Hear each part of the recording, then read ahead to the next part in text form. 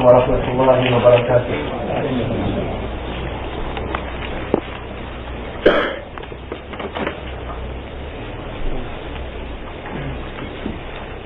الله أكبر الله أكبر الله أكبر الله أكبر أشهد أن لا إله إلا الله أشهد أن لا إله إلا الله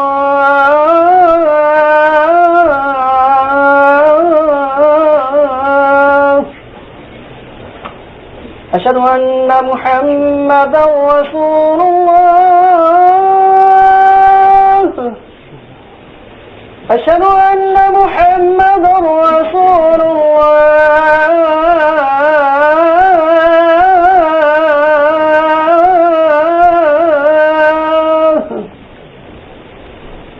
حي على الصلاة حي على الصلاة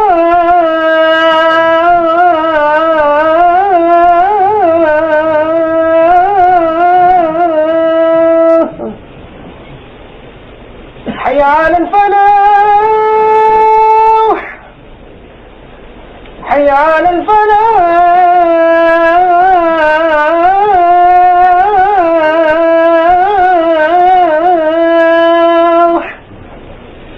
الله أكبر الله أكبر لا إله إلا الله.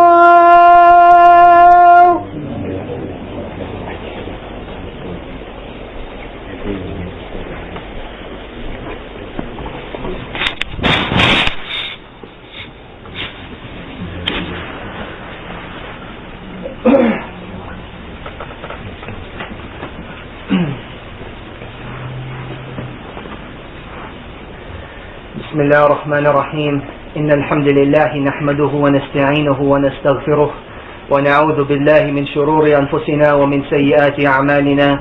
من يهده الله فلا مضل له ومن يضلله فلا هادي له، وأشهد أن لا إله إلا الله وحده لا شريك له، وأشهد أن محمدا عبده ورسوله وصفيه وخليله، أرسله بالهدى ودين الحق ليظهره على الدين كله ولو كره الكافرون. وأشهد أنه بلغ الرسالة وأدى الأمانة ونصح الأمة وكشف الله جل وعلا به الغمة، فتركنا على البيضاء ليلها كنهارها لا يزيغ عنها إلا هالك. فصلوات الله وسلامه وتبريكاته عليه وعلى آله وصحبه ومن تمسك بسنته إلى يوم الدين. يا أيها الذين آمنوا اتقوا الله حق تقاته ولا تموتن إلا وأنتم مسلمون. يا أيها الناس اتقوا ربكم الذي خلقكم من نفس واحدة وخلق منها زوجها وبث منهما رجالا كثيرا ونساء، واتقوا الله الذي تساءلون به والأرحام إن الله كان عليكم رقيبا. يا أيها الذين آمنوا اتقوا الله وقولوا قولا سديدا يصلح لكم أعمالكم ويغفر لكم ذنوبكم، ومن يطع الله ورسوله فقد فاز فوزا عظيما. أما بعد، فإن أصدق الحديث كتاب الله، وخير الهدي هدي محمد صلى الله عليه وسلم، وشر الأمور محدثاتها، وكل محدثة بدعة، وكل بدعة ضلالة، وكل ضلالة في النار. ثم أما بعد. Brothers and sisters in Islam, from the sunnah of life is that the more blessings that Allah subhanahu wa ta'ala encompasses us in, the more heedless we become of the blessings of Allah subhanahu wa ta'ala. And this is not a recent phenomenon, but rather this is something that used to happen at the time of the Salaf radiallahu ta'ala anhum. And this is why we find the Prophet sallallahu alayhi wa sallam say, نِعْمَتَانِ مَغْبُونَ فِيهِمَا كَثِيرٌ مِّنَ النَّاسِ الصِّحَّةُ وَالْفِرَاغُ.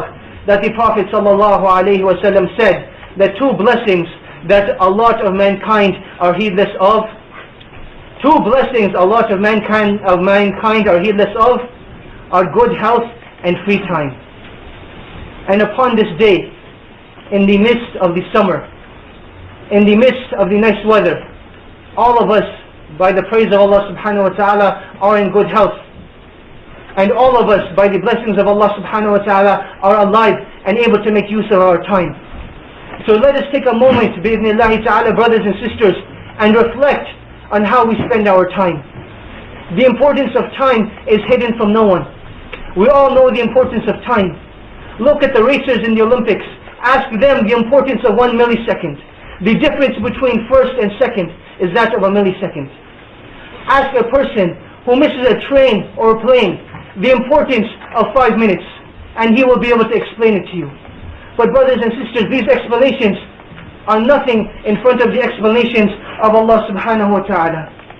Because take a moment and reflect all the blessings that Allah subhanahu wa ta'ala has bestowed upon you. You need two things in order to enjoy them. Any blessing that you have, from the nicest of houses to the nicest of cars, to the prettiest of wives, to anything that you consider a blessing, you will need these two things that Allah's Messenger sallallahu alayhi wa sallam mentioned. You will need good health and you will need the time. How many of you are able to enjoy the red Ferraris and the red Corvettes and the black Lamborghinis without good health?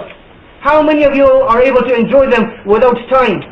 How many of you are able to enjoy the blessings of your children without good health and good time?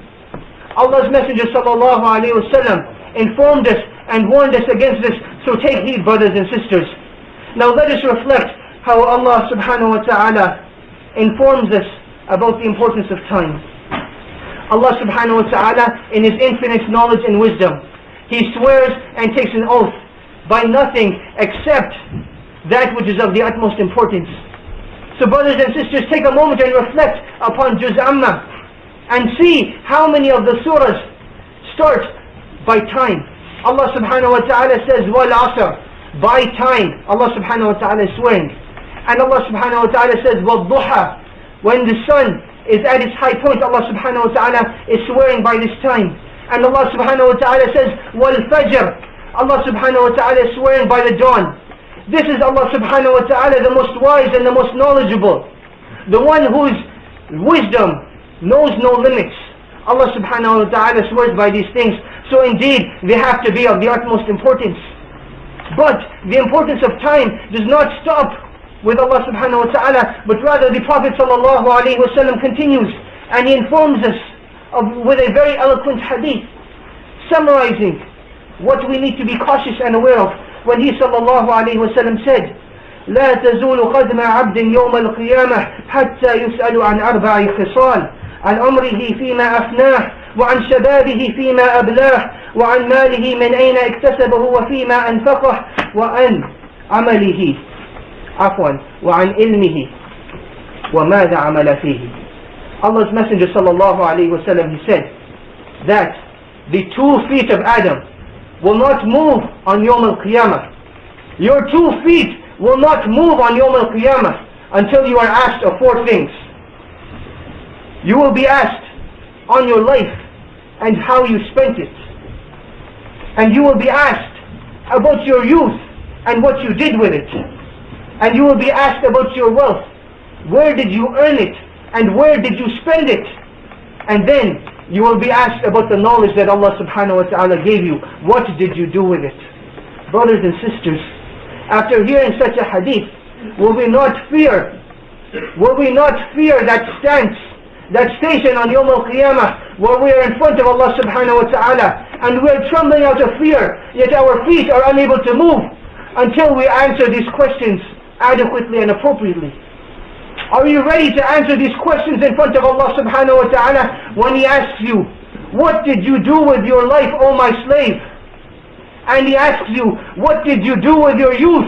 When I granted you power and strength and enthusiasm, what did you do with your youth? And the money I granted you, how did you earn it? And where did you spend it?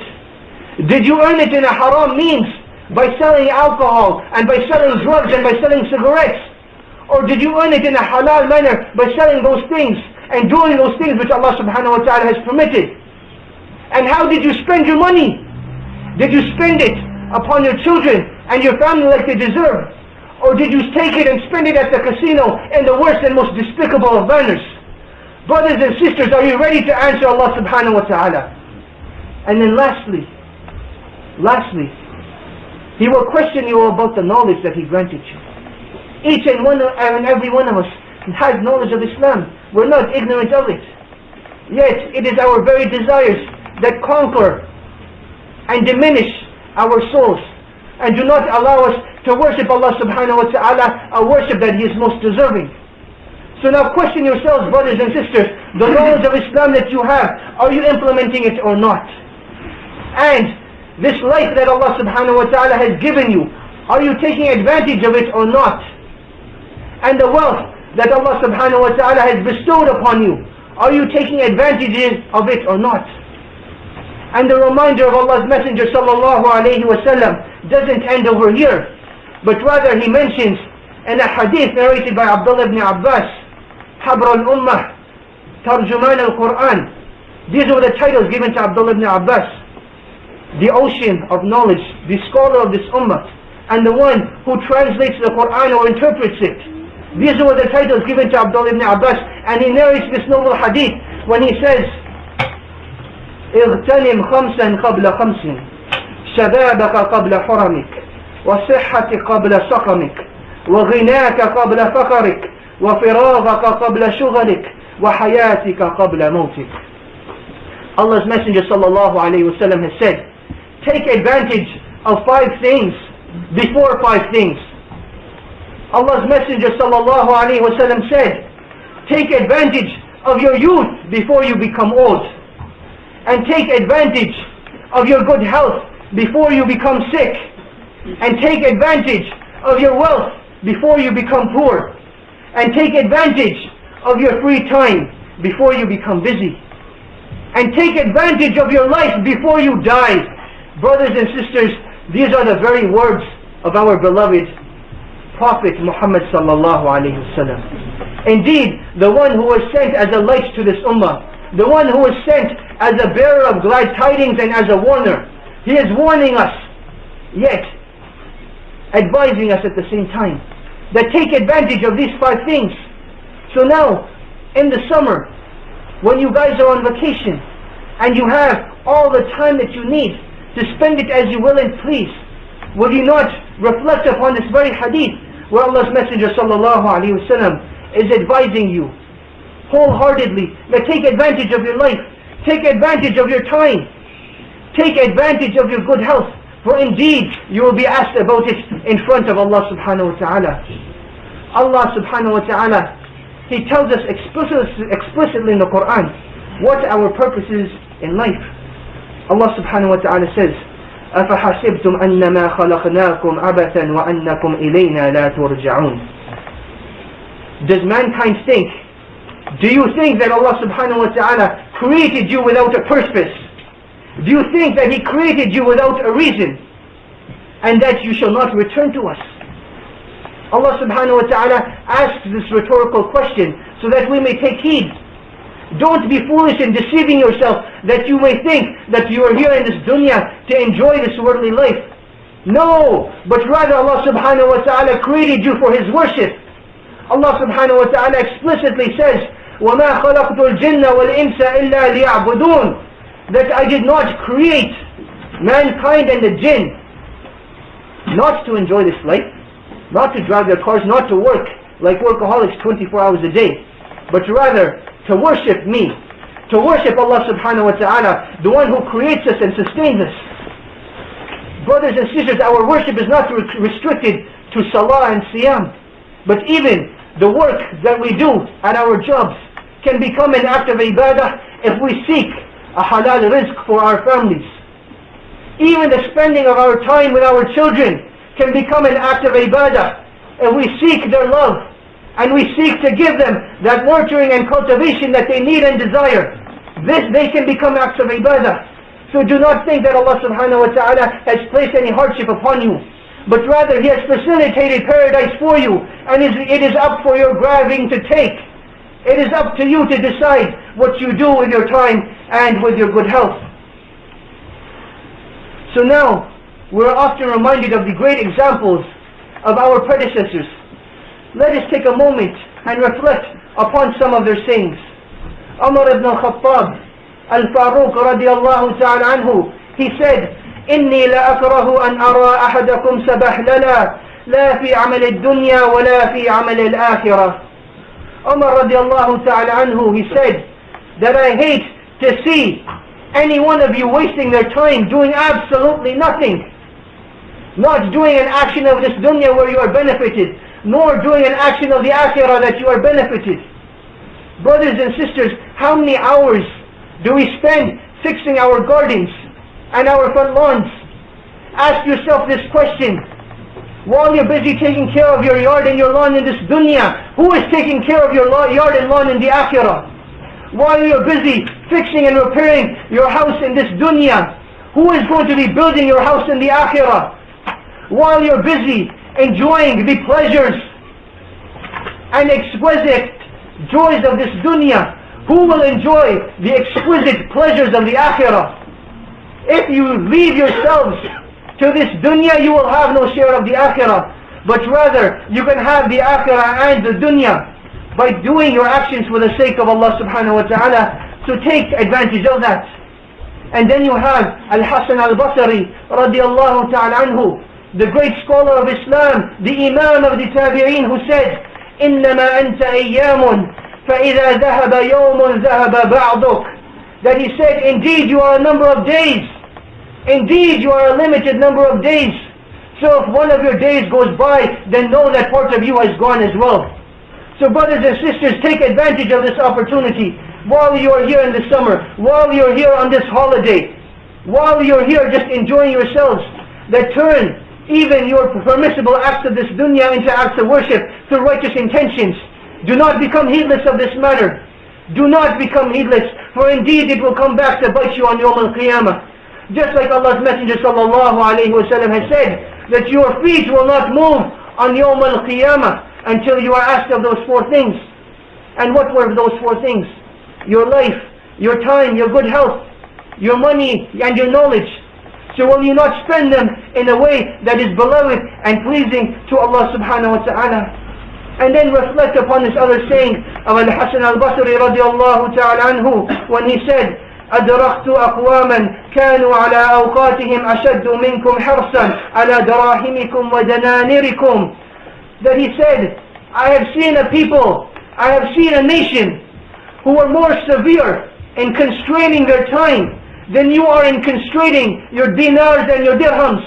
They were more stingy with their time than you are stingy with your wealth. And each and everyone knows how stingy one can be with their wealth. Allah subhanahu wa ta'ala describes the nature of mankind when he says, وَيُحِبُّونَ الْمَالَ حُبًّا جَمًّا. That mankind will love wealth. A love that cannot even be described. It's just described with multitude, that he loves it so much that he loves it in plentifulness. This is how Allah subhanahu wa ta'ala describes it. So we know how stingy mankind can be. And here is Hasan al-Basri, the Imam of the Tabi'een, describing the Sahaba radiallahu ta'ala anhum, saying that they were more stingy with their time. They were more cautious of how they spend their time than you are in how you spend your dollars and your cents. SubhanAllah al-Azim. We often claim to follow the companions. We often claim to follow the Tabi'een. But where is this implementation and where is this emulation when it comes to the perseverance of our time? This concept of time killing, brothers and sisters, does not exist in Islam.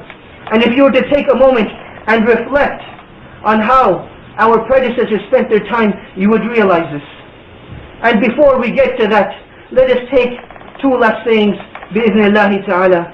Yahya ibn Waaz, he said, الليل طويل فلا تقصره بمنامك والنهار قصير فلا تدنسه بآثامك. Yahya ibn Mu'adh, again, one of the great imams of our predecessors, he said that indeed the night is long. Indeed the night is long, so do not shorten it with your sleep. And indeed the days are long, so do not make them filthy with your sins. Brothers and sisters, take a moment and reflect upon this statement. We all know that Allah subhanahu wa ta'ala created a natural urge for sleep in the night. Yet take a moment and reflect, what happens to us when instead of sleeping 6 to 8 hours, we end up sleeping 10 to 12? Do you not wake up with this disgusting feeling? Do you not wake up with this feeling saying that what have I done? What have I wasted my time in? Not only did I not benefit from my sleep, meaning I am not relaxed and comforted, but rather it feels as if I'm in need of more sleep now. This is what happens. So this is the noble Imam saying, the night is long. Don't make it even shorter with these long lengths of sleep, but rather spend part of your night with your family. Spend part of your night sleeping, fulfilling that natural urge. And likewise, spend part of that night in the remembrance of Allah subhanahu wa ta'ala. Obviously, the Qiyamul Layl, the prayer of Tahajjud, is not compulsory upon us. But what will happen? What will happen to us when we show up on Yawm al-Qiyamah and we're deficient in our 5 daily prayers, the 5 obligatory prayers that Allah subhanahu wa ta'ala made compulsory upon us, and we're short in them? How will you make up for those losses? It is by none other than your supererogatory prayers. It is by this Qiyamul Layl that you can fill those gaps. It is by this Qiyamul Layl that you seek the pleasure of Allah subhanahu wa ta'ala. And it is by this Qiyamul Layl that you become of those people who praise Allah subhanahu wa ta'ala and make dua to Him. And then Allah subhanahu wa ta'ala says, who is there that is asking me so that I may grant him? And who is there seeking my forgiveness so that I may forgive him? And lastly, we end with the statement of Ali radiallahu ta'ala anhu, as recorded by Imam al-Bukhari in his Sahih, when he said, إن الدنيا ارتحلت مدبرة وإن الآخرة ارتحلت مقبلة ولكليهما بنون فكونوا من أبناء الآخرة ولا تكونوا من أبناء الدنيا فإن اليوم عمل ولا حساب وغدا حساب بلا عمل. Ali radiallahu ta'ala anhu, the noble and illustrious companion, the cousin of the Prophet sallallahu alayhi wasallam and his son-in-law, he said that indeed the dunya is traveling further away and the akhirah is coming closer. And both of them have children. So be children of the akhirah and do not be children of this dunya. For indeed, today there is action without accountability, and tomorrow there is accountability without action. And we end off by asking Allah subhanahu wa ta'ala by granting us the tawfiq of taking advantage of our times and our good health. أقول قولي هذا وأستغفر الله لي ولكم ولسائر المسلمين من كل ذنب فاستغفروه إنه هو الغفور الرحيم.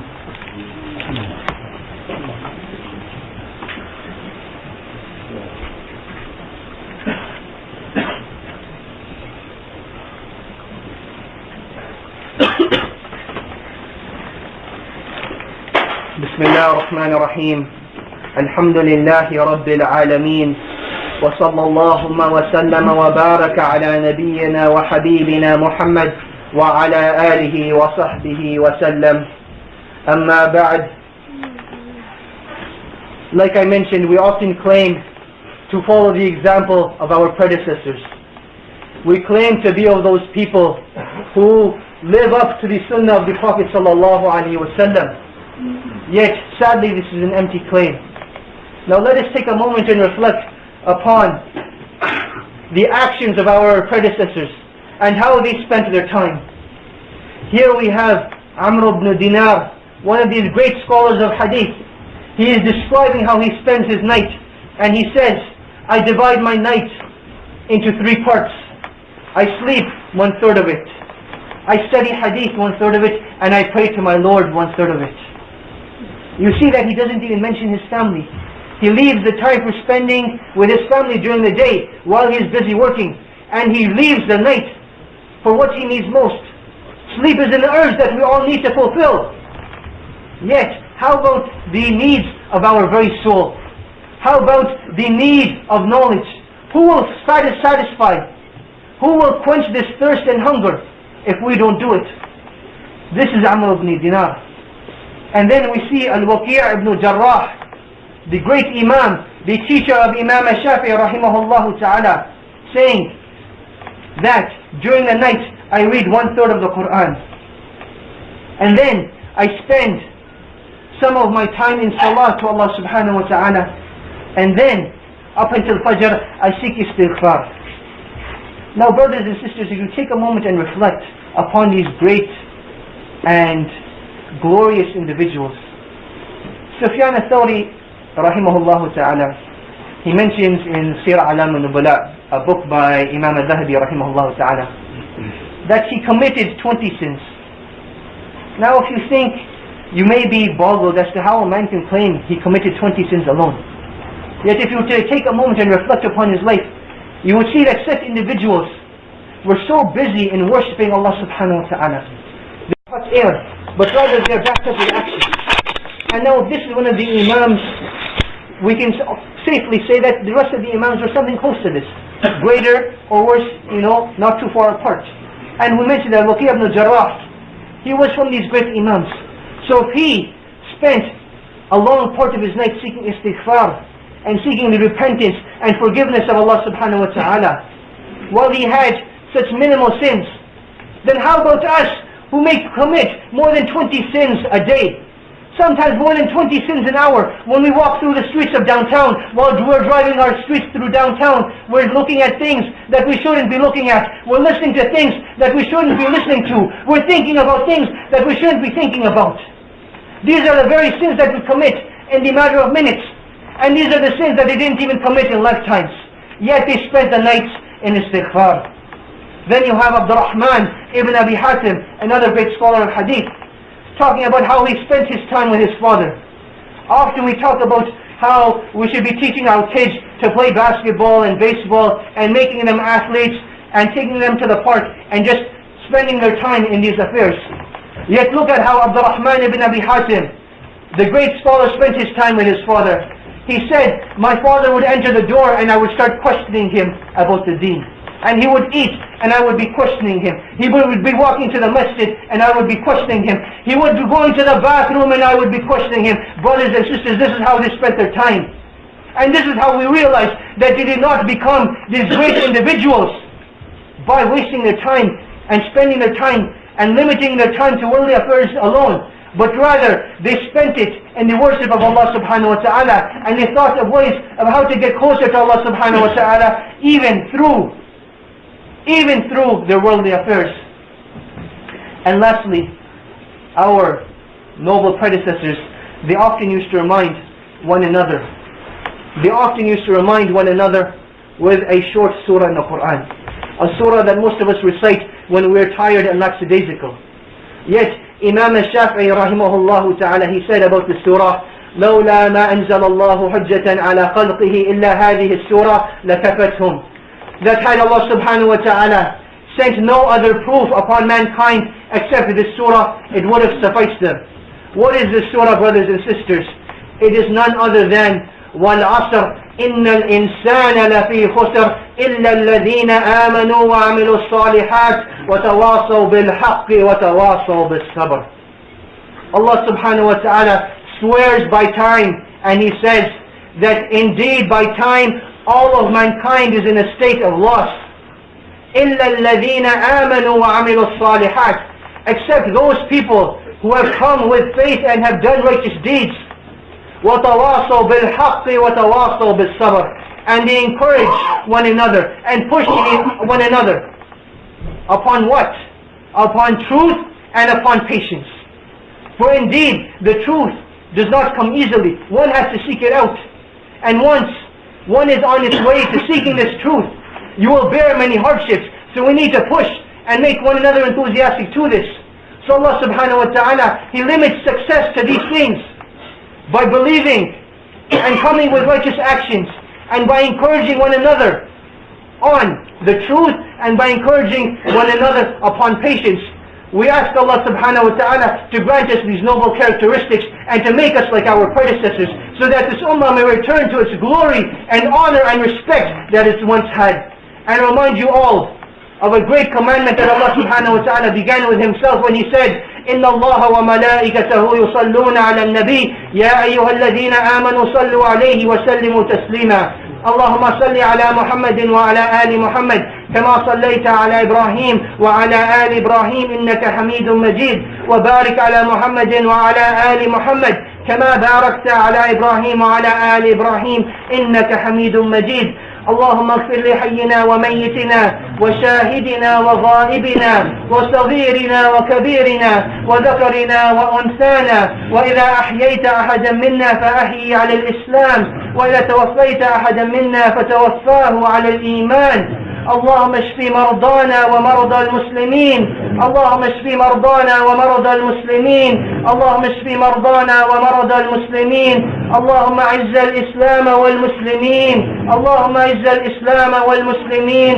اللهم اعز الإسلام والمسلمين سبحانك اللهم وبحمدك أشهد أن لا إله إلا أنت أستغفرك وأتوب إليك اللهم إنا نعوذ برضاك من سخطك وبمعافاتك من عقوبتك وبك منك ولا نحصي ثناء عليك أنت كما أثنيت على نفسك وصلى اللهم وسلم وبارك على نبينا محمد وعلى آله وصحبه وسلم وأقيم الصلاة.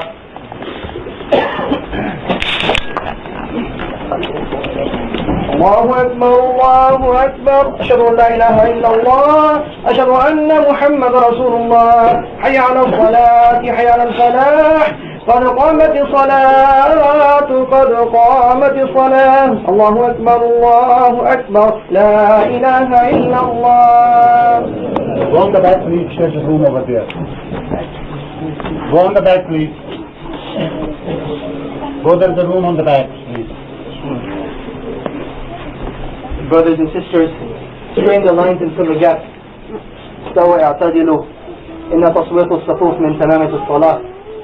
Complete the lines and fill the gaps, for indeed the filling of the lines and the completing of the gaps is from the perfection of the prayer. And Allah's Messenger sallallahu alaihi wasallam said that he who joins the lines, Allah subhanahu wa ta'ala will join him, and he who cuts off the lines, Allah subhanahu wa ta'ala will cut him off. So take heed, brothers and sisters.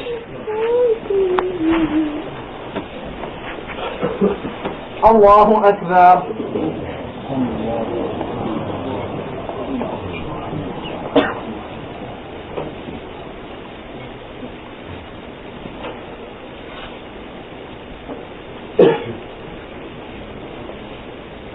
الحمد لله رب العالمين الرحمن الرحيم مالك يوم الدين إياك نعبد وإياك نستعين اهدنا الصراط المستقيم صراط الذين أنعمت عليهم غير المغضوب عليهم ولا الضالين.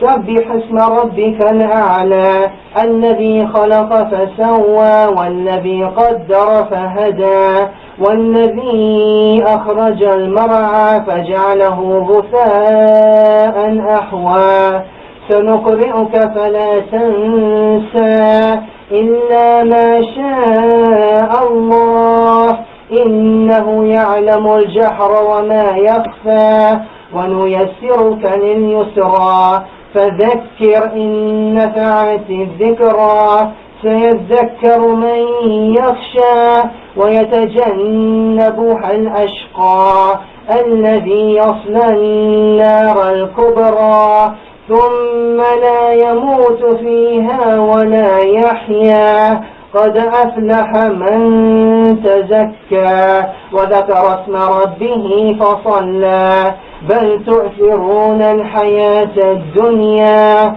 والآخرة خيرا وأبقى إن هذا لفي الصحف الأولى صحف إبراهيم وموسى. الله أكبر.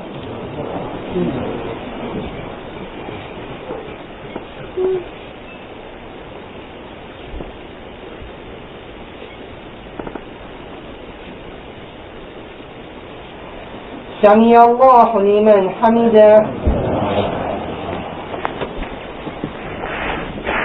الله أكبر.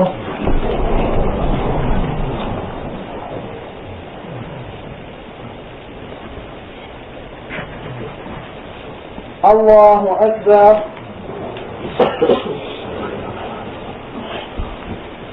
الله أكبر.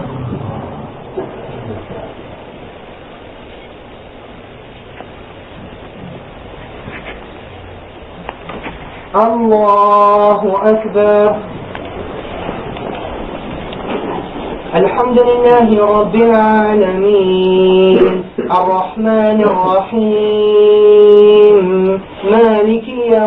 الدين إياك نعبد وإياك نستعين اهدنا الصراط المستقيم صراط الذين أنعمت عليهم غير المغضوب عليهم ولا الضالين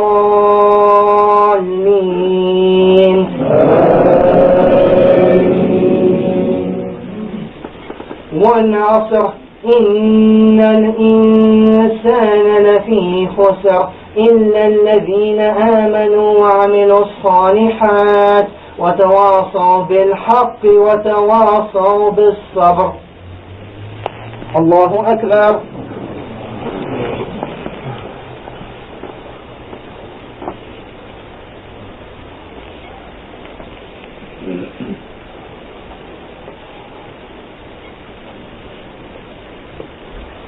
سمع الله لمن حمده.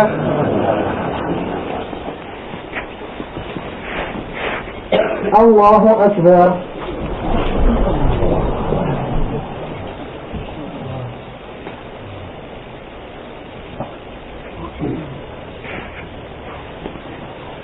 الله أكبر.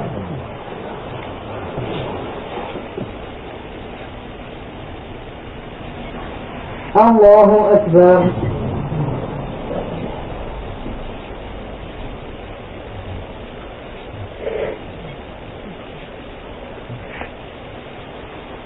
الله أكبر.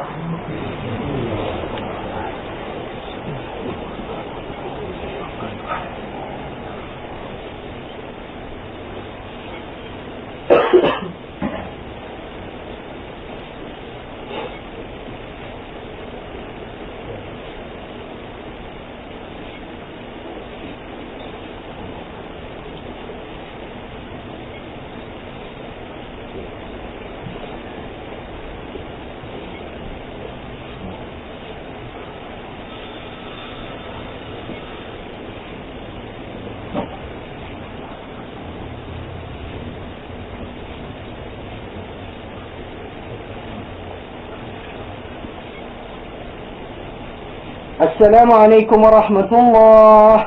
السلام عليكم ورحمة الله.